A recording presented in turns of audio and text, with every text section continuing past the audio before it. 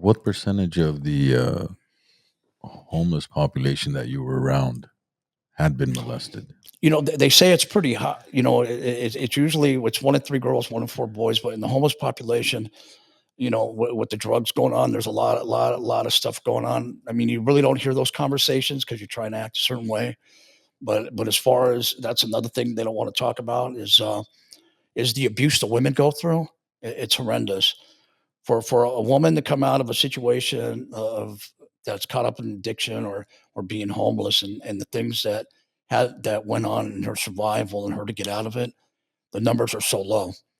So, among homeless women, victimization rates are notably high.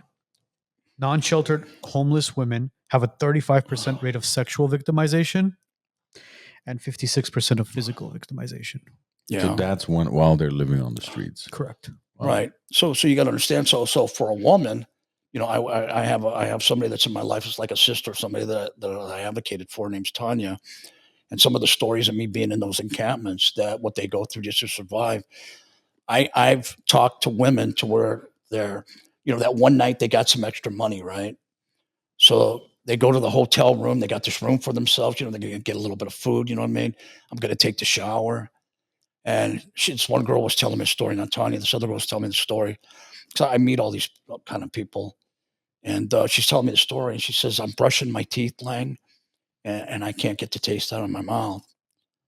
She goes, I get in the shower and I turn the water as hot as it can and I scrub. I use Dawn dish soap. I scrub. I want to get the smell off me. And she goes, Lang, I want to get sober. And I look in the mirror and I just come out of the shower. I brush my teeth. I finally got a bed. I got nobody putting their hands on me. And I look in the mirror and I realize that I've had children that have been taken away from me. I want to get them back. I look at myself. I know the men I've been with, and you know what? I look at this person. I know God loves me, and tomorrow morning's going to be different. And they wake up tomorrow morning, and it's not different for them because of the guilt and the shame of what they've been through, and they go right back to it. I mean, these women that have been out there have lost their children. They've given them away.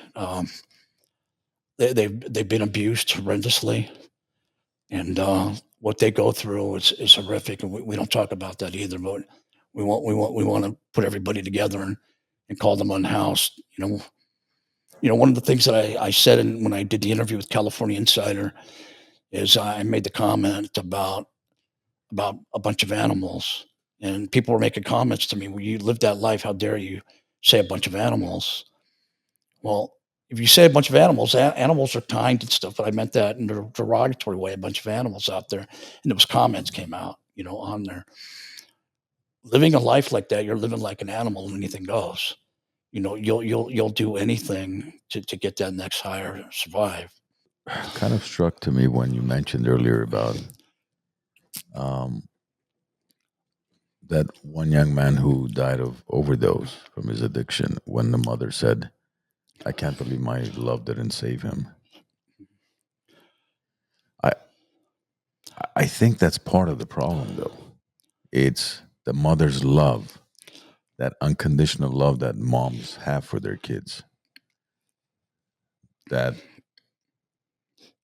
that could potentially be catastrophic like that where I don't think love is part of keeping your kids safe. That's I mean, nurturing, loving, that's all. Everybody wants every child needs to be in a safe environment, loving environment.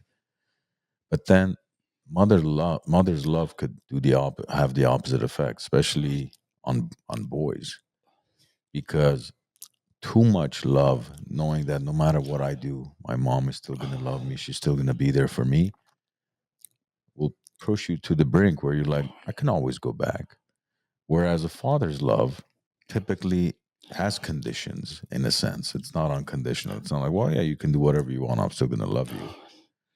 It's, I think that's what prevents kids from getting into drugs and gangs and other things that they're not supposed to be doing. I mean, what are your thoughts on that? I can't really. I can only answer what I believe. I know that I'm here today because of my mom's love. I know I survived what I survived because of my mom's love. You know, my mom was always there to do her best to protect me, and my mom would go out of her way to come try to help me. You know, and for my story, I can't really get in. I don't know that answer, but for me, it took. I my sobriety date is July 25th, 2018. I was in prison, and my mom died, and I got the call. I got the call. I had 7 days left in prison, so I'm still not booked in or booked out. You know, I'm stuck in limbo, so I can't go to the funeral. So when I got sober, it was about a year, and I went and visited my mom's grave, and it says, it says 2010. And there was a person that wanted me to look it up on Google, and we saw the date, and they told me to go read it, and I went outside and I read my mom's obituary. My mom died on July 25th, 2010. My sobriety date is July 25th, 2018. My mom's love, I believe, gave me life and where I'm at today. My sobriety date is July 25th. My mom died on July 25th. I didn't know that.